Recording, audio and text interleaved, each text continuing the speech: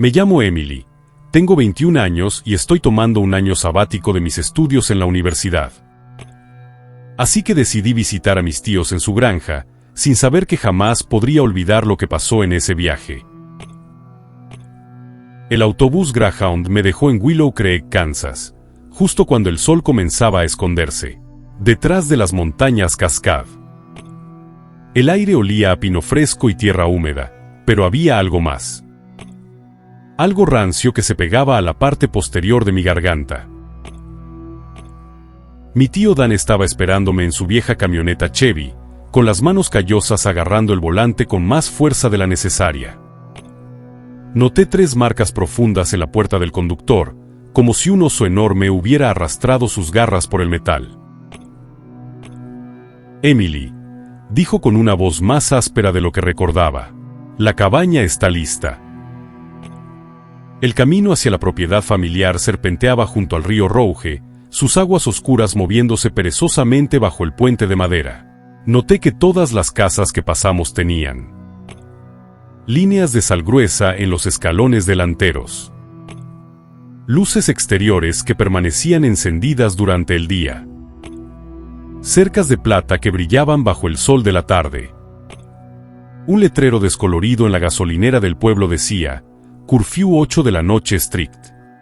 Alguien había pintado debajo con aerosol rojo, ellos odian el sonido de los claxons. La cabaña de troncos olía a leña quemada y café fuerte. Mi habitación de la infancia seguía igual, incluso el edredón de retazos que mi abuela había hecho. Pero cuando abrí el armario para guardar mi ropa, encontré 2 rifles Remington cargados. Un frasco de balas con cruces grabadas. Un libro de registro encuadernado en cuero desgastado. La última entrada decía: 15 de octubre. El sheriff encontró la camisa de Ben colgando de un abeto al norte del río. Las mangas estaban cosidas, con huesos dentro. El río susurraba su nombre esta mañana. Las siguientes páginas habían sido arrancadas. Al tercer día, mientras ayudaba a tío Dan a reparar la cerca, le pregunté por qué todos en el pueblo cerraban sus persianas al atardecer. Sus manos, marcadas con cicatrices que no recordaba, se detuvieron sobre el martillo. El bosque no es nuestro después del ocaso, dijo sin mirarme. Nunca lo ha sido. Esa noche descubrí las reglas no escritas. Nunca respondas a los silbidos que vengan del río. Mantén monedas de plata en los bolsillos. Si escuchas tu nombre siendo llamado desde el agua, corre. Cuando oscureció, vi a tío Jaque esparciendo algo alrededor del perímetro de la cabaña. ¿Es sal?, pregunté. Ceniza de cedro, corrigió. No pueden cruzar líneas quemadas. El quinto día, durante una tormenta eléctrica, el generador falló. Salí al porche trasero en busca de linternas y lo vi por primera vez. Una figura agazapada junto al viejo roble al borde de la propiedad. Medía fácilmente 7 pies de altura, con hombros que se movían de manera antinatural bajo su pelaje oscuro. Cuando un relámpago iluminó el claro, vi su cara. Un hocico alargado pero con rasgos humanos subyacentes, ojos que reflejaban la luz como espejos, y una boca llena de dientes que no pertenecían ni a hombre ni a bestia. Se irguió sobre sus patas traseras con una fluidez que heló mi sangre, sus manos no garras, sino manos con dedos demasiado largos y uñas negras aferrándose al tronco del árbol y dejando marcas profundas en la corteza. Otro relámpago. Cuando la luz regresó, había desaparecido. Pero en el barro bajo el roble, claramente visibles, había huellas, pies humanos con garras retráctiles, marcando un camino directo hacia nuestra cabaña. Corrí adentro, derramando el café que llevaba para tío Dan. Él levantó la vista del rifle que estaba limpiando y supo inmediatamente lo que había visto. Siéntate, ordenó, alcanzando la botella de Bourbon. Los Carter llevamos 3 generaciones lidiando con ellos. La historia salió entre sorbos de alcohol. 1892, los primeros ataques registrados. 1934, La cacería del arroyo escondido. 1981. El año que mi madre se fue a Portland, no fue solo por trabajo, Emily. ¿Por qué no se mudan del pueblo?, pregunté, mis manos temblando alrededor de la taza. Tío Dan señaló hacia el río. Porque están atados aquí, igual que nosotros. Fue entonces cuando lo escuchamos. El aullido no venía del bosque. Venía directamente debajo de la cabaña. Esa noche, aprendí por qué todas las casas en Willow Creek tenían cercas de plata y por qué nadie hablaba de lo que sucedía durante la luna llena. Y cuando el amanecer finalmente llegó, entendí por qué mi madre nunca había querido volver. Pero lo más aterrador no fue lo que vimos esa noche. Fue darme cuenta de que algunas de las fotos familiares en la sala mostraban personas con ojos que brillaban demasiado en la luz del flash, sonrisas que mostraban demasiados dientes, y sombras que no coincidían con las figuras. Y que en cada una de esas fotos, el río Rouge siempre aparecía al fondo. El aullido debajo de la cabaña hizo que los vasos en la cocina vibraran.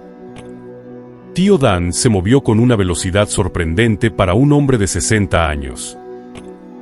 «Viene», gruñó mientras sacaba una caja fuerte escondida bajo las tablas del suelo. «Emily, ponte esto». Me lanzó un collar grueso de plata que quemó al tocar mi piel. «¿Qué está pasando?», pregunté, notando cómo el aire se volvía espeso con un olor a pelo mojado y tierra podrida. Los golpes comenzaron en la puerta principal. No eran golpes humanos. Eran zarpazos, lentos y deliberados, como si quien estuviera afuera disfrutara de nuestro terror. Tío Dan cargó el rifle con balas que brillaban bajo la luz de la lámpara. «Los Carter tenemos un pacto», susurró. «Les damos de comer una vez al año para que no se lleven a todos el pueblo». El vidrio de la ventana se hizo añicos. Una mano peluda, con dedos que terminaban en garras curvadas, se aferró al marco. «Ahora», gritó tío Dan. Disparó. La criatura aulló, un sonido que resonó en mis huesos. Por un instante, vi sus ojos amarillos brillar con odio antes de desaparecer en la oscuridad. Pasamos el resto de la noche acorralados en la cocina.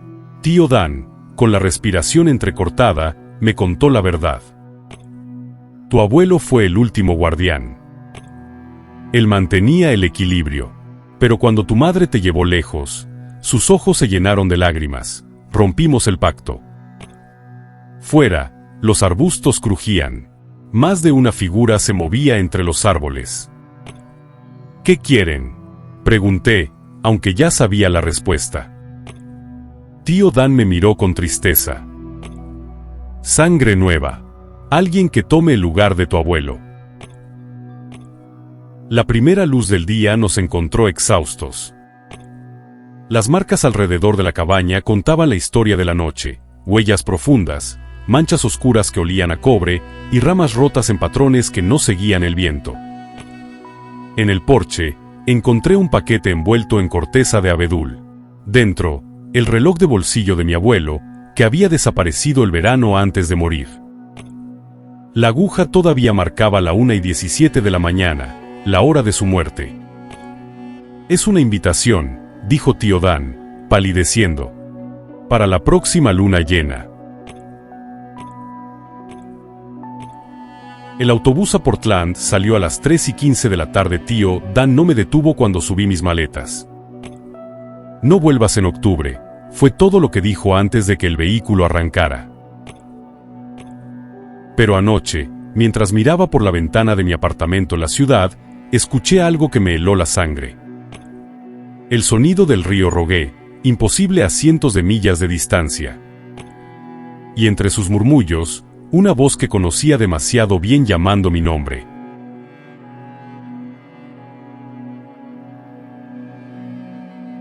«Me llamo Bruce, tengo 17 años, y odio que mis padres me manden al campo a tomar aire fresco. Pero después del incidente en el instituto no tuve más opción. El autobús me dejó en el cruce de Twin Pines, donde mi tío Rick me recogió en su camioneta oxidada. «Bienvenido a Texas», dijo, escupiendo tabaco por la ventana. «Aquí no hay Wi-Fi, pero tenemos algo mejor: silencio». La granja de mis tíos era un cascarón de madera con un porche inclinado, rodeado de maizales que se perdían en un bosque de abetos. Mi tía Marta, una mujer huesuda con manos suaves, me apretó contra su delantal manchado de harina. «Tu habitación está al final del pasillo», susurró. «Hay una cosa más. No abras la ventana de noche». Amo la naturaleza. En la ciudad, coleccionaba guías de aves y soñaba con ser biólogo. Aquí, cada mañana salía a fotografiar pájaros con mi cámara réflex. Pero el cuarto día, noté algo raro en mis fotos. Foto 1. Un petirrojo posado en un abeto. Entre las ramas superiores vi una sombra alargada demasiado vertical para ser un animal. Foto 2. El arroyo detrás de la granja. Reflejado en el agua pude ver algo agachado entre los juncos. Nada físico estaba allí cuando tomé la foto. Foto 3. Mis propias huellas en el barro. Y junto a ellas, marcas de algo con dedos larguísimos y una protuberancia a media planta. Esa noche, desperté con un chasquido en el techo. Como si algo grande se arrastrara sobre las tejas. ¿Van al bosque a menudo?, pregunté a la hora del desayuno. Mi tía dejó caer el tenedor. Mi tío masticó lentamente antes de responder. El maizal es nuestro. El bosque es del bosque. Descubrí otras reglas esos días. Nadie sale después del atardecer. Encontré candados en las puertas desde dentro. Las ventanas del primer piso tienen rejas, aunque mi tío cría solo 2 vacas. Nunca se silba de noche, lo comprobé por accidente, cuando mi tía me golpeó la boca con un trapo. El 7º día, hallé una trampa para osos oxidada en el granero con sangre seca en los dientes de metal, y cabello rubio, humano, enganchado. La luna llena fue mi error. Salí al porche a fumar un cigarrillo robado. El bosque brillaba a su lado. Entonces lo sentí. Esa comezón en la nuca que te dice alguien te mira. Entre los árboles, a 30 metros pude ver 2 puntos de luz. No eran ojos. Eran el reflejo de la luna en algo húmedo y redondo, como saliva en una superficie corneal. Moví mi cigarrillo y aquellos puntos se movieron al unísono, siguiendo la brasa.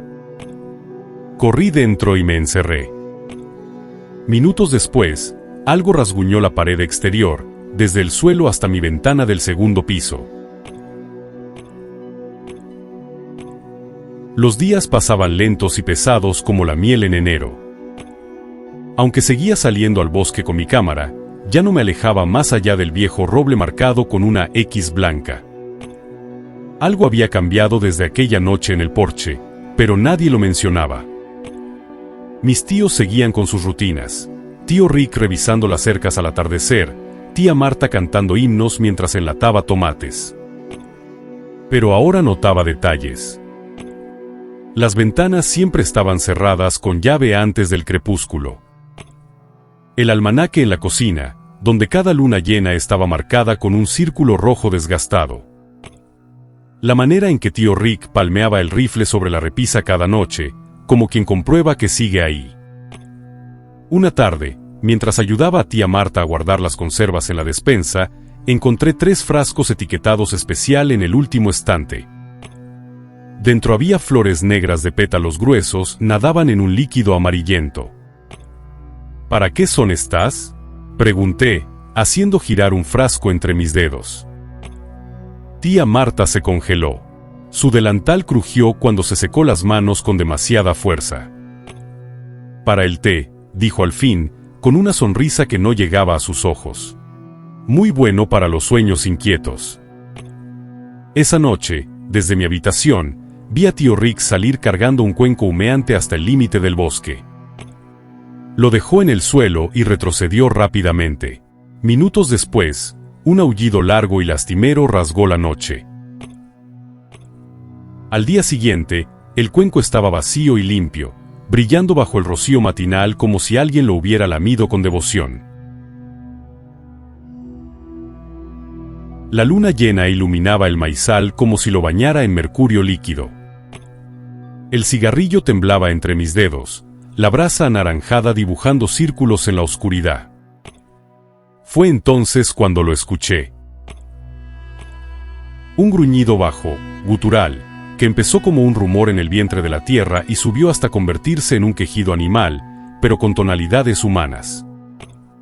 Como si un hombre y un lobo estuvieran siendo desgarrados al mismo tiempo dentro de la misma garganta. El bosque cayó de golpe. Ni un grillo, ni un susurro de hojas. Entonces, apareció. Entre los árboles, a menos de 20 metros, emergió una silueta que al principio mi cerebro se negó a comprender. Era enorme, fácilmente de 2,5 metros de altura, con unos hombros deformes que se alzaban como jorobas de músculo retorcido. Su pelaje era una mezcla de negro azabache y gris putrefacto, pegajoso en algunas partes, como si estuviera cubierto de una sustancia aceitosa. Pero su cara era un hocico alargado, lleno de cicatrices cruzadas, con la piel rota en algunos lugares, mostrando carne rosada y dientes demasiado grandes para cualquier depredador natural. Sus ojos eran 2 orbes amarillos brillantes, no reflejaban la luz de la luna. Eran la luz, fosforescentes, como 2 linternas encendidas desde dentro de su cráneo. Y su boca, abierta, goteando saliva espesa y sanguinolenta, con colmillos que se curvaban como cuchillos de carnicero. Mis piernas se convirtieron en plomo. Mi cigarrillo cayó al suelo, pero ni siquiera escuché el golpe. La bestia olfateó el aire, sus fosas nasales dilatándose como las de un caballo asustado. Luego, lentamente, giró su cabeza hacia mí. Me vio. Un sonido escapó de mi garganta, un gemido ahogado, involuntario, y eso fue suficiente. La criatura se irguió completamente, sus garras eran largas como cuchillas, negras como el carbón, rasgando el aire. Y entonces, habló. No con palabras, no con un lenguaje humano. Pero el sonido que salió de su garganta fue demasiado articulado para ser un rugido. Fue una risa. Una risa profunda, burbujeante, como si su voz estuviera siendo filtrada a través de un charco de barro y sangre. Giré tan rápido que casi caigo, mis pies patinaron en el porche de madera. La puerta principal estaba a solo 3 pasos, pero cada uno de ellos parecía tomar una eternidad. Detrás de mí, escuché pasos. No eran los de un animal corriendo a 4 patas. Eran zancadas humanoides, pesadas, intencionales, acompañadas de un jadeo húmedo que se acercaba demasiado rápido. La puerta se abrió de golpe, mis dedos ni siquiera recuerdan haber tocado el pomo, y me estrellé contra el suelo de la cocina. Grité. Grité como nunca en mi vida. Algo golpeó la puerta desde afuera, haciendo temblar los marcos. Otro golpe. Otro. Y luego. Solo el silencio. Solo podía escuchar el sonido de mi corazón a punto de explotar y algo arañando la madera, lenta, deliberadamente, como si disfrutara de mi terror. Al amanecer, empaqué lo mínimo, mi teléfono, mi billetera, la cámara, y salté por la ventana del baño, alejándome de la granja a toda velocidad. El autobús de las 6 de la mañana me llevó de vuelta a Portland. Mis padres nunca supieron por qué lloré abrazando la almohada esa noche. Pero un mes después, recibí un sobre sin remitente. Dentro, había una sola fotografía Polaroid. Mostraba el porche de la granja, de noche. Mis tíos estaban sentados en los escalones, sonriendo a la cámara. Y detrás de ellos, entre las sombras del bosque, pude ver claramente dos ojos amarillos brillaban desde la oscuridad.